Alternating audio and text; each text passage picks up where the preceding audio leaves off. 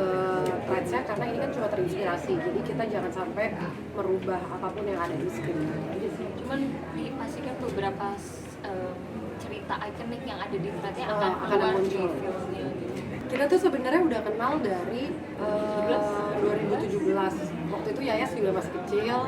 Terus makanya pas ketemu sekarang kayak Kia tapi karakternya itu umurnya sama Yayas gitu. Ya udah berarti aku bisa muda aja. Terus kayak dari kemarin ngeliat Twitter juga ternyata banyak juga yang ngomenin tentang kita kan lagi ada horor kemarin tayang-tayang. Aku juga. Terus banyak yang bertanya-tanya akan digabungin nggak, kapan, kan ternyata ya memang kita bergabung di film Lambayung ini. Kalau aku memang suka sesuatu cerita yang ada kisah nyatanya sih kalau menurutku. Nggak tahu, dari dulu aja emang nonton suka banget sama sebuah film yang diangkat dari kisah nyata. Nah ketika ditawarin film Lambayung ini ya nggak ada alasan buat nolak juga gitu, karena apalagi karakter yang menceritakan juga karakternya Pika gitu. Buat mendalami karakternya kemarin sempat nanya sama Kak Baim, aku diketemuin atau enggak, tapi ternyata kata Kak Baim nanti dia aja yang bertemu, terus aku akan dikasih tahu detail-detailnya itu dari Kak Baim. Ya itu menurutku kan sebenarnya karakter itu kan salah satu anugerah yang bisa kita dapat, pasti ada pelajaran yang bisa kita ambil dari karakternya. Ketika apalagi menurutku anugerah banget ketika dapat karakter Pika yang sangat berbeda jauh dari Taskia sendiri gitu. Apalagi kan Pika kan orangnya tertutup sekali ya gitu, beda banget ya sama aku, dan aku juga seneng banget karakter Pika itu nggak hanya aku yang membentuk, tapi juga ada campur tangan Yayas, campur tangan Kak Baim, Mas Ruben.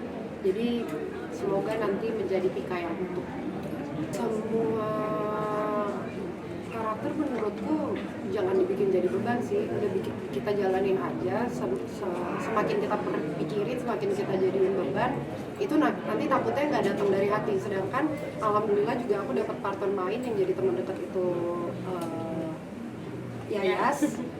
Aku ngerasa jadinya kayak ya udah kayaknya di sini kita jalanin aja ya gitu. Dan aku dari awal udah ngomong sama Yayas, kita main pakai perasaan ya di sini, jangan main asal main, tapi kita emang benar-benar nge-build karakter itu punya background story, kita aru sama Pika seperti apa, jalannya akan seperti apa, dan jangan dibikin jadi beban. Makanya kita selalu ngomong kita harus kuatin satu sama lain, karena banyak adegan-adegan yang sangat-sangat susah, banyak adegan emosional juga, jadi harus kerjasama dengan baik. Tapi sama sih, karena pressure itu pasti dari diri kita sendiri gitu.